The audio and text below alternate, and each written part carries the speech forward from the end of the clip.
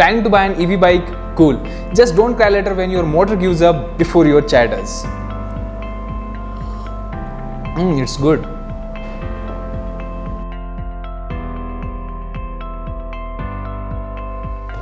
Everyone is going crazy over the battery range and flashy speed. Meanwhile, the actual hero, the motor, is crying in the corner. Not ours, others' motors. Let's be real. If your EV motor sucks, it's not a bike. It's a rechargeable headache. I have seen people push their EV bike like it's a gym workout. Why? Because the brand saved money on the motor. And you didn't buy an EV to become a weightlifter, did you? Now here's the twist. There's one motor that's literally built for India's roads, heat and jugaad lifestyle. Sir, लगता है आप बहुत कुछ छोड़ दिए। यार अब मैक्विन EV Motors इतनी चीज़ें दे रहा है, अब इतनी चीज़ें अगर मैं बोलने लगा तो एक दिन भी कम पड़ जाएगा वीडियो।